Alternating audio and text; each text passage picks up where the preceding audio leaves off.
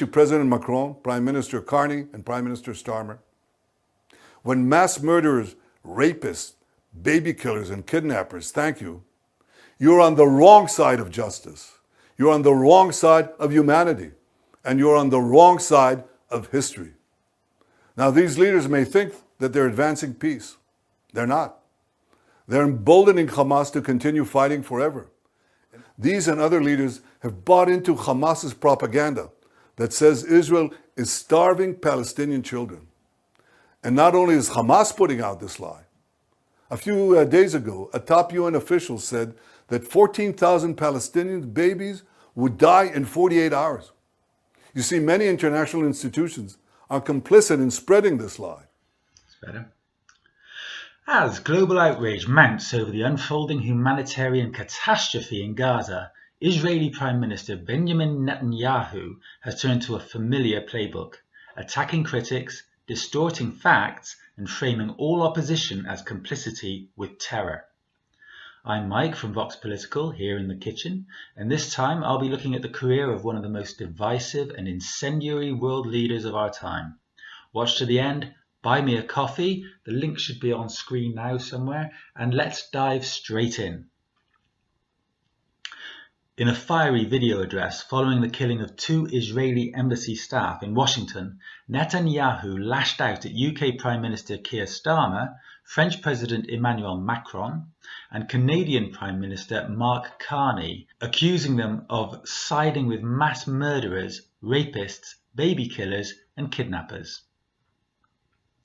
The comments came after the leaders of the UK, France, and Canada issued a rare joint statement condemning Israel's escalating military actions in Gaza as disproportionate and intolerable, and warning of potential concrete diplomatic consequences if the offensive continued unabated. Rather than engaging with the substance of their concerns, which focused largely on the mass displacement, starvation, and deaths of tens of thousands of Palestinian civilians, Netanyahu instead attacked their character and motivations, suggesting they were emboldening Hamas. But to understand Netanyahu's latest rhetorical offensive, one must look at the deeper pattern that defines his decades-long political career. A reliance on fear, division, and authoritarian nationalism to retain power, even as it comes at immense cost to both Israelis and Palestinians. Benjamin Netanyahu, Israel's longest-serving prime minister, has governed the country for more than 16 years across several terms. A polished English speaker with an American education and the son of a prominent right-wing academic, Netanyahu rose to prominence in the 1990s amid the aftermath of the Oslo Accords. I actually remember him as Israel's spokesman on breakfast television in the 1980s, and I didn't like him then either. From the outset, he cast himself as the bulwark against Palestinian statehood and a protector of Israeli security through force rather than diplomacy. He built alliances with settler movements, undermined peace processes, and repeatedly expanded settlements in the West Bank, moves widely condemned as violations of international law. Netanyahu's approach has consistently centered on portraying all Palestinian resistance, political or militant, as existential terrorism.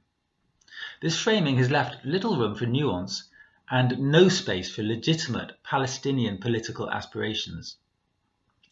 Netanyahu's political playbook has also included weaponizing racism against Israel's own minorities.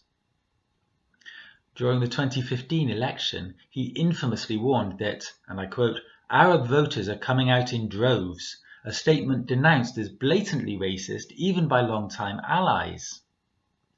In his recent terms, he formed coalitions with extremist, ultra-nationalist parties like Otzma Yehudit, whose leaders have openly called for the expulsion of Arabs from Israel and the occupied territories. This political strategy, amplifying fear of Palestinians and Arabs, delegitimizing human rights criticism, and framing global institutions as biased has alienated Israel from many of its traditional allies and deepened its isolation on the international stage. The latest episode is not an outlier, but a continuation of Netanyahu's deep animosity toward international institutions that challenge his narrative. He has repeatedly denounced the United Nations, Human Rights Watch, and Amnesty International, dismissing their reports on Israeli human rights abuses as, and I quote, anti-Semitic. This week he went so far as to blame the UN's humanitarian chief for inciting the Washington shooting, absurdly claiming that a statement warning of 14,000 babies at risk of starvation in Gaza was a lie that incited murder. The crisis is real. The World Food Programme and UNICEF have described the situation in Gaza as a full-blown famine, with entire communities surviving on weeds and animal feed.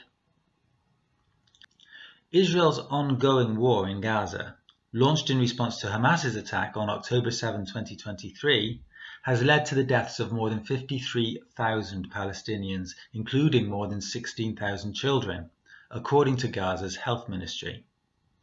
The scale of destruction, massive airstrikes, the levelling of entire neighbourhoods, the collapse of hospitals, has drawn criticism from across the globe.